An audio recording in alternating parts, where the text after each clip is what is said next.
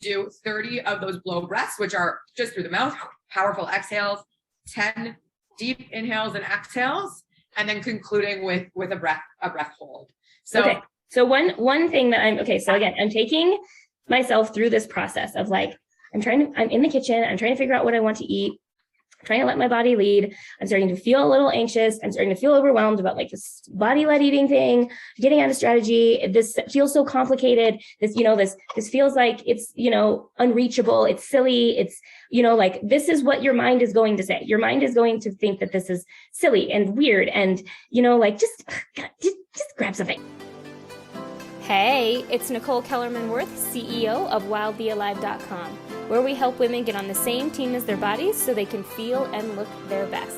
When a woman realizes how badass her body is, she feels alive and is no longer afraid to create the life she's always wanted. I know this to be true because it's happened to me and thousands of our clients. Welcome to the journey of getting on the same team as your body. Hello, sisters. Okay, so as you've been listening to the last few podcast episodes, this month we're focused on an eating pillar, specifically removing food strategy from your life so you can be somebody who lets their body lead their food choices.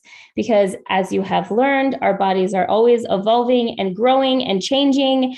And so relying on a plan will eventually bonk out. Eventually, it won't work for your body anymore. And then it forces you to go find the solution outside of yourself yet again. And also, food strategy is just freaking stressful. It's so stressful. And one of the best ways to start letting your body lead, right, is by getting into your body, not into your mind, because everything else is based on mathematics and in your head and what you should and shouldn't do, eat this, not that. All of it is right here in your head. Oh, yeah. And Bailey's here. Of course, like right when I start recording, she's here. So we're just gonna figure this out. Her little hair here.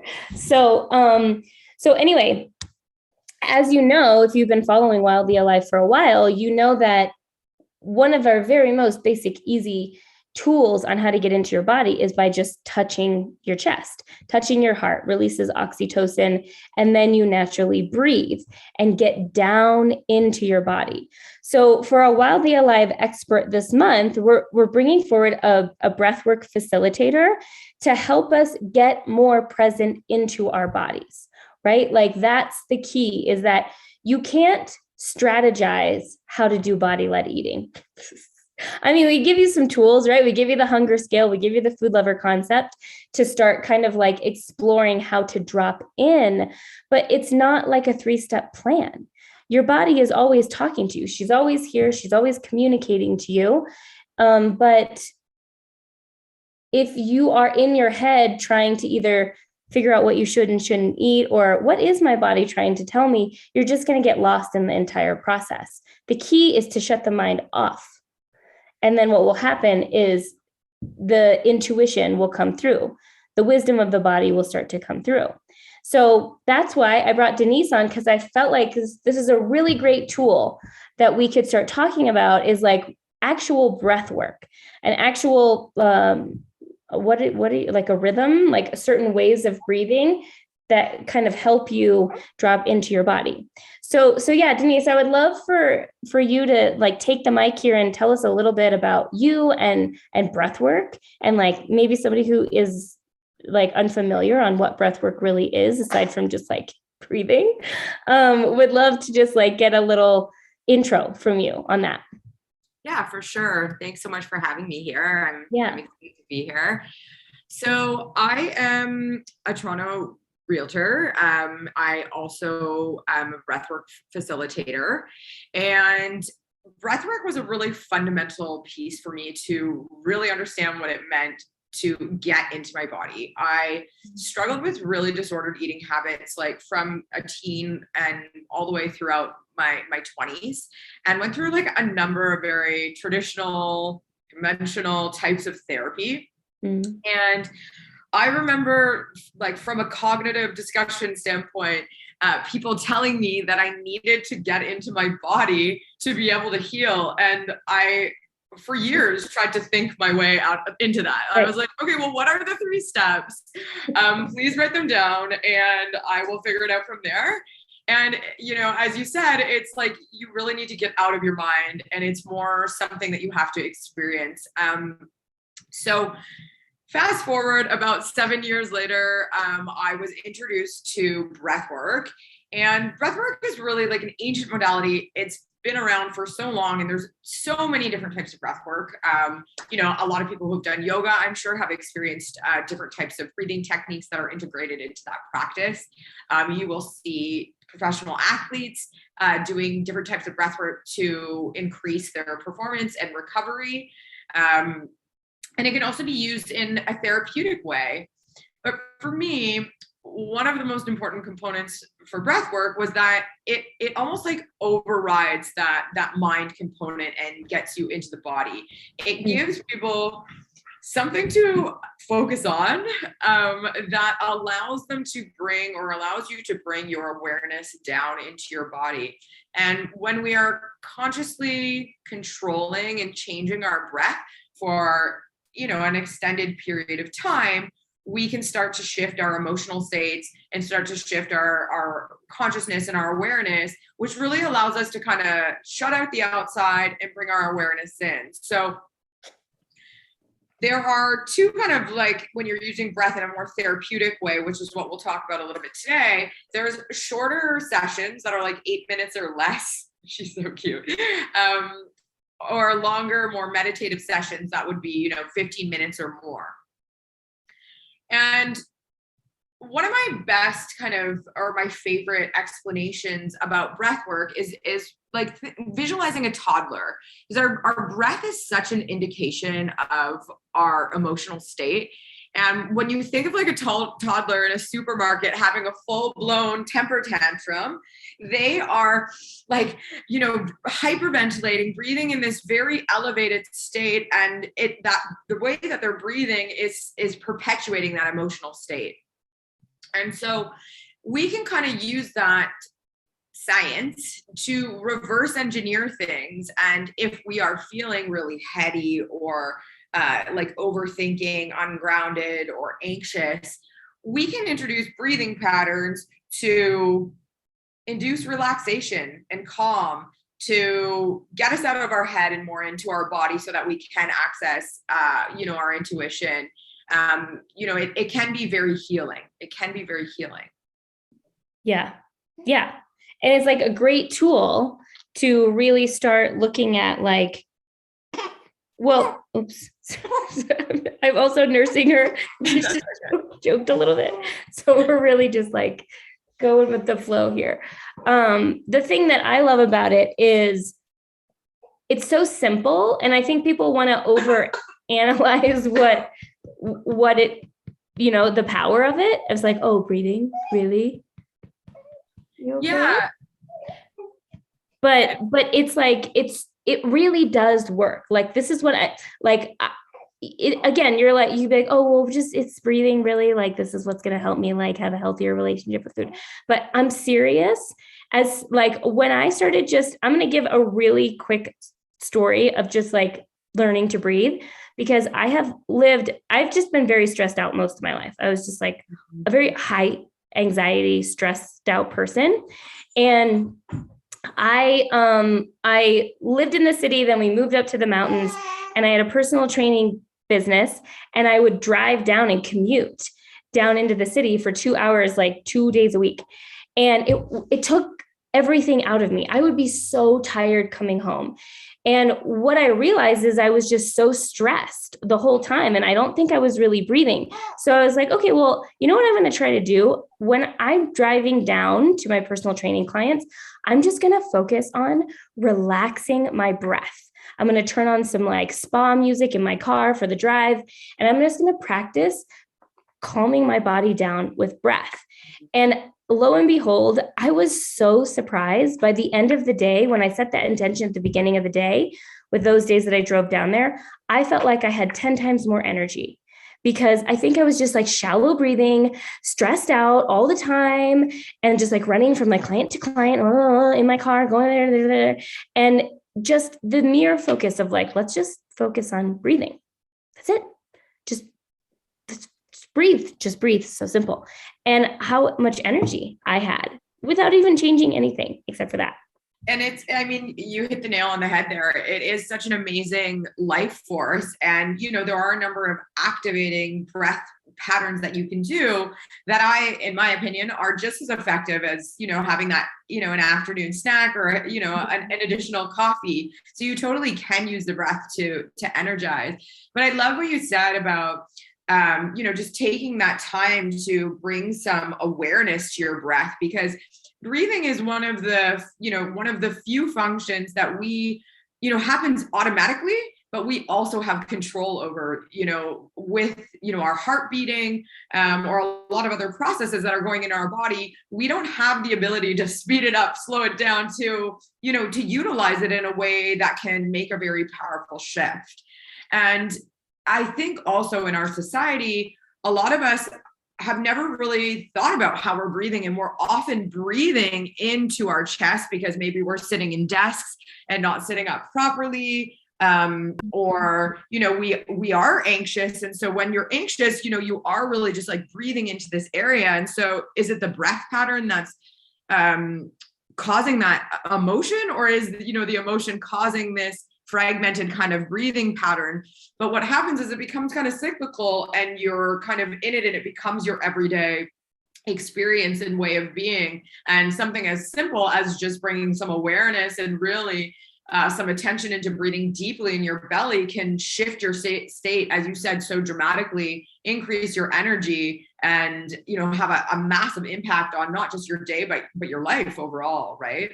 But one thing I love is that it's free, and as you said, like, we all breathe. And so my first reaction too was like, well, I already am breathing and I seem to be fine. So, like, how powerful can this actually be? And, after I did my first meditative session, it completely changed my life. It's changed the way that I meditate. It's changed the way that I've connected with myself. And it's actually made me have so much more control over my emotions, my reactions, and had such a positive impact on my relationship with others and my sleep. I mean, I could go on and on and on. Yeah. So I am an advocate for meditation, but like silent meditation is not something that I have yet to master. I like guided visualizations.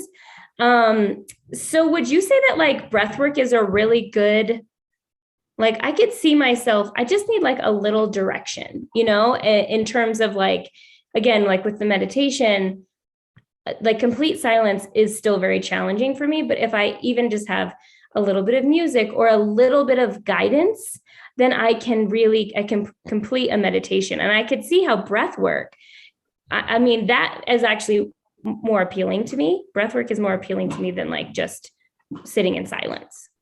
And I think that is often the case, especially for people who like to do or are very like achievement focused, because and I can really resonate with that as well, because you're giving yourself something to do. So that almost, at least for me, kind of gives my mind like it has an activity.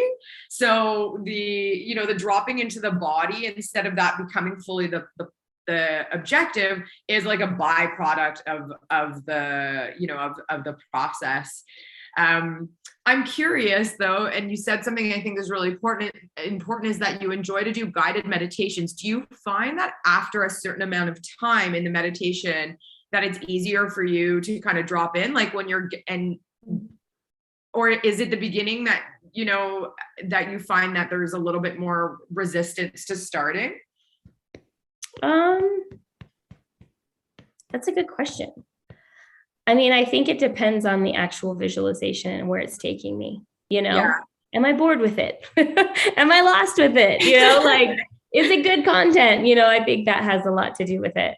But you're right. Like, and that's why I think this is really good to bring up, because a lot of the women listening are, very cognitive. We're very much in our mind. If you were drawn to dieting, like I was a really good dieter. Like, I'm not going to lie. Like, I was really good at it because I was just like so willpower driven and I can do it and all the things. But then eventually I realized that like, this sucks. Like, this is, I'd be always thinking and strategizing about what I should eat is just exhausting. I was tired. Constant negotiation in your mind. Yeah. To that.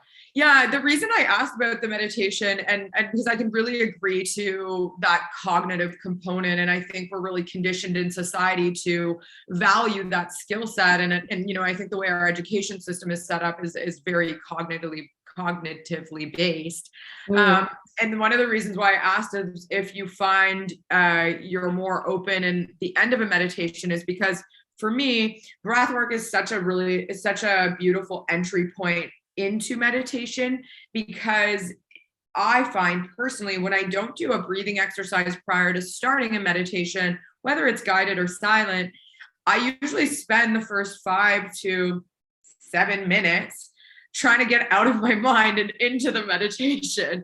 So when I use my breath, you know, I'm able to kind of drop in and I find a little bit more comfort in that silence, or a little more ease in that silence more efficiently, instead of it taking me 20 minutes to get to that point of kind of like of ease. And I don't want to say wrestling, but that popping into the mind and coming back and popping into the mind and coming back. Yeah, that's good. Yeah. So breath work to maybe get you into a deeper state with meditation. That's great. I love that. Mm-hmm. So, okay. So when we talk about, you know, when we shift and start thinking about our relationship with food and what we've been talking about like this month on the podcast of body-led eating. So letting your body guide your food choices is, I think like giving us like a breath work exercise, you know, like a little example of some breath work that we could do for those who are listening, who are like, well, I need to get in. I know that I need to get into my body, but I don't know how to do that. Yeah. Because when I think about it, you know, with all the content that we've been talking about this month, there's no way that you can let your body intuitively make the choice to eat whatever it needs to eat if you're still just like trying to figure it out in here, right? It's not a mind process. It's a body process. Mm-hmm. And so like, for example, you're at the refrigerator, you're in your kitchen, you're trying to figure out what you want for lunch. And you're saying, okay, well, I'm going to try this, you know, wildly alive thing of like letting my body lead and let go of this idea that there's good food and bad food. And, you know, I shouldn't have the frozen burrito. I should have the salad or whatever. And just really open myself of like, what do I want? But maybe there's some anxiety that starts to come up because we've been conditioned to believe that the only way to figure out what you are going to eat is by thinking about it, not feeling into it. And so like some breath work that women could maybe do before, you know, in this process of like dropping into their body and trying to listen or hear what the body has to say. So wait, one thing that I want to say as we're kind of talking about this is we like do body-led eating more than I think we realize.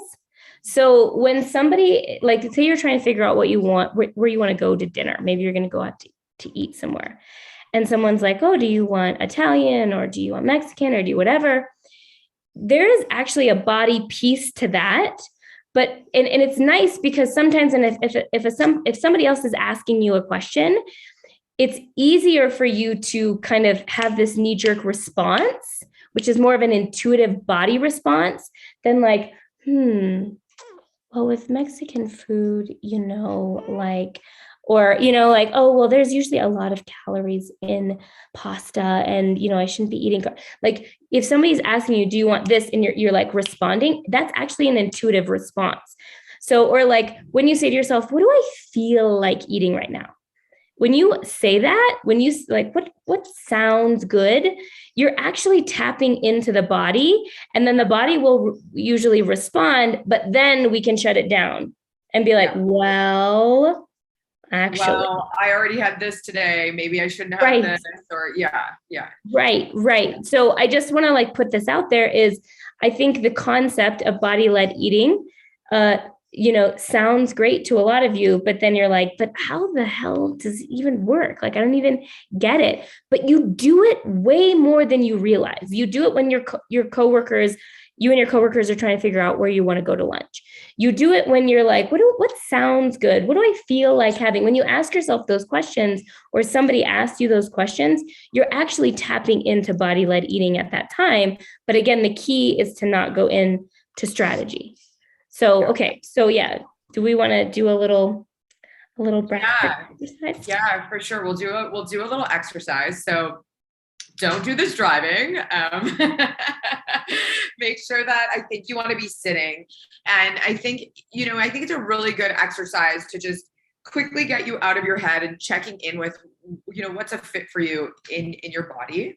And some people may actually, we're going to do a few different types of breaths kind of combined into one exercise. And we'll just do one round, but when you're doing it on your own, you can repeat it. I would recommend 2 or 3 times, and it can literally be done in about 3 minutes. So first off the bat, before we get started, I think it's important for everyone to kind of check in and just actually see how you're breathing. A lot of us are breathing into our chests, and we really want to make sure that when we're doing breath work, we're breathing into kind of like the base of our belly here and using our diaphragm, because what we don't want to do is breathe really shallow in here, because that is actually going to increase anxiety. It's hyperventilating essentially, and it won't be effective in terms of assisting in regulating our nervous systems. So when we're taking a big breath, you just want to breathe deep into the belly and allow the breath to kind of come up and expand here. I really love having my hand on my belly. I know you have your hands tied and one hand on my heart. I find it helps to bring my awareness into my body, but it also helps me to have something to press into while I'm breathing. And when you are starting to bring your awareness into correcting and reestablishing a more healthy breathing pattern, it's kind of nice to have those reference points there, just kind of as cues or triggers to remind yourself like what part of your body you kind of want to feel while you're breathing. So the first breath that we're going to do is a breath that's called the blow breath. And some people may be familiar with this from doing yoga. And you're going to be focusing, everything's through the mouth, but you're going to be focusing exclusively on the exhale. So the inhale happens automatically. So it kind of sounds like this. And you're going to be snapping your diaphragm in. So that exhale, that powerful exhale, is happening from your belly, and then the inhale happens automatically. So we'll do 30 of those breaths. Once we've completed 30 of those breaths, we're going to be doing a really grounding, just down regulating, just in through the nose, big deep breath into the belly and all the way up. And then like really practicing letting it go on the exhale. And we're going to do that for 10 breaths. Once we've completed the 10 breaths of those big, we'll take one big breath in. And once we're feeling really full, we'll hold at the top. And when we're holding at the top, we'll just kind of hold until you feel like a moderate level of breath hunger or discomfort. And then we'll just release and kind of check in with our body there. So I'll guide you through, but just to revisit, and I'll do it along with you. But we're going to do 30 of those blow breaths, which are just through the mouth, powerful exhales, 10 deep inhales and exhales, and then concluding with a breath hold. So, okay. So one thing that so again, I'm taking myself through this process of like, I'm in the kitchen, I'm trying to figure out what I want to eat, I'm trying to let my body lead. I'm starting to feel a little anxious. I'm starting to feel overwhelmed about like this body-led eating thing, getting out of strategy. This feels so complicated. This feels like it's, unreachable. It's silly. It's, like this is what your mind is going to say. Your mind is going to think that this is silly and weird and, just grab something, just get it over with.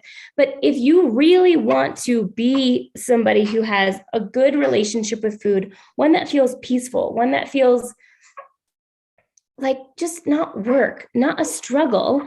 You will like, this will, it's not like every single time you need to do some like crazy breathwork exercise.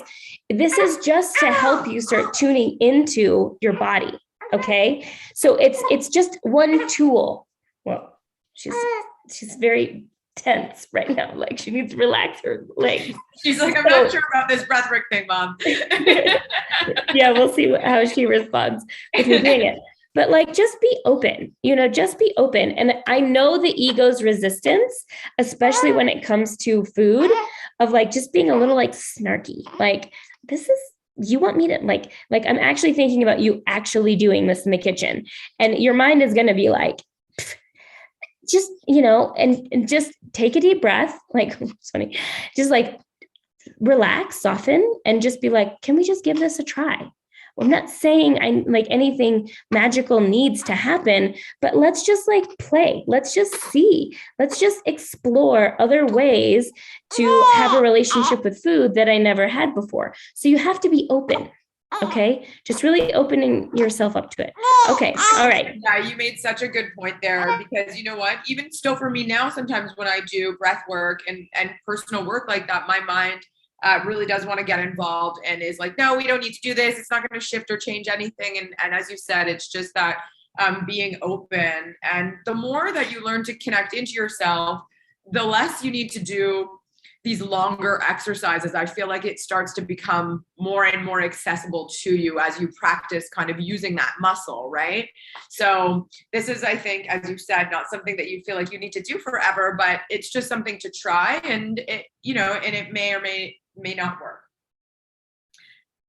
How are you feeling there with her on you there? Are you okay to try it? She's good. Yeah. Okay. She's nursing now, so all should be good. The breath work. So we'll start by just kind of tuning in a little bit.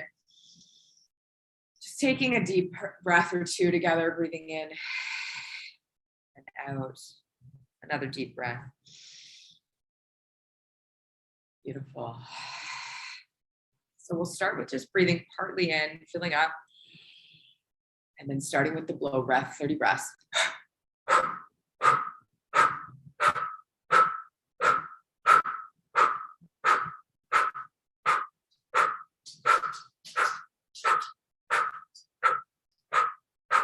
10 more.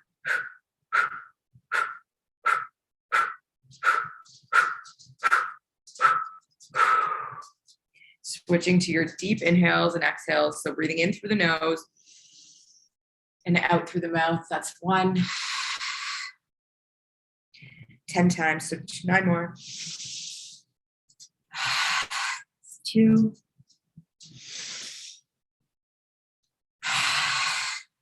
3. 4. 5, you're halfway there.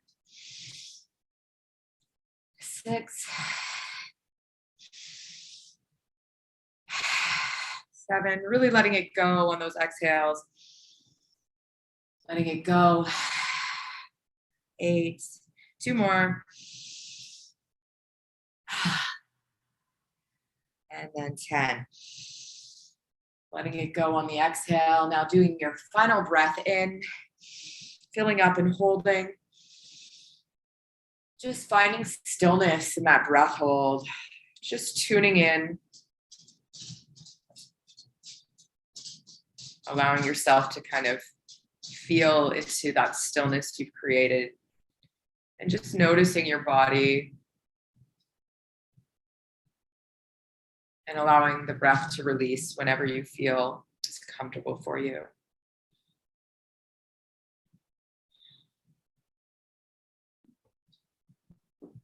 Yeah, I definitely feel more relaxed. Yeah. You feel more relaxed, Bailey? And you have your hands full. I mean, if you can do it while nursing a baby, I feel like I'm sure the effects are better while not nursing a baby. Probably, yeah. You'll just be able to bring your attention more internal. But you can see, like, you can do multiple rounds, but that honestly took us 2 minutes, maybe not even. So it's not something that needs to take a lot of time to have a really profound effect in terms of bringing some awareness to your body. And if you feel so inclined, after you've done a couple rounds, to just kind of sit there in the stillness that you created and feel into your body, I do feel like you have opened things up, and you will have a deeper connection than when you started. Yeah. And so when it comes to the food, honestly, like what happens is the answer like drops in. It like comes to you. It's not something that you're like, you go here. It's like you relax, you're calm, and you're like, oh, you know what? It sounds really good. And then you're like, oh, this is what they're talking about. Now, it might not always work that way. Okay. It might not always work this way, but like those moments that it does work is when you can like say to your mind, oh, okay, maybe with practice, it will happen more often. Exactly. And I think that, it is a muscle. It's something that you have to practice a little bit over time. And that openness will really help to expedite the process. And I think one thing that's really important to know is that we don't want to fight our thoughts. We want to accept them and allow them to be there and almost thank them for the information that they're providing, and instead of, wrestling with them and wrestling with that negotiation with food, or should I or shouldn't I, it's almost like, okay, you're here, and I can still tune into my body, and I'm going to use this tool. And it's almost like an allowance of everything to be there for me anyway. That really helps me to connect in and knowing, what's right and what's wrong for me in that moment without getting caught up in a mental negotiation. Yeah. Really good points. So, okay. Can you tell the sisters a little bit more about where to find you? You also have a podcast, all the things, if they're really interested in the work that you're doing. Yeah. So I can be found personally on Instagram at Dennise with 2 N's, Paccione. So DENNISE PACCIONE. I also have a podcast that is about mindful sobriety, and we're talking all things there, alcohol-free living and wellness focused, and it's called Done with Debauchery. Yes, I love it. And we could totally get into that conversation, but we won't today. But like I've had an I have a history of addiction in my life. And I just realized that one addiction rolled over to the next, and my food and body was definitely a big one. Yeah. And so I think it's a perfect conversation. So if you guys are interested at all in what Dennise is up to, there is links to her profiles around this video or audio. So just look for that. And thank you so much for coming on and being patient with, of course, Bailey was sleeping all day before this interview, and then she had to wake up like right when we started. So thank you for your patience, and those of you listening. Yeah, thanks as well. Much, Nicole. It was such a pleasure to be here and be part of your community. So thanks so much. Yeah. All right. Thanks, sisters. And as usual, when in doubt, ask your body. Bye. Bye.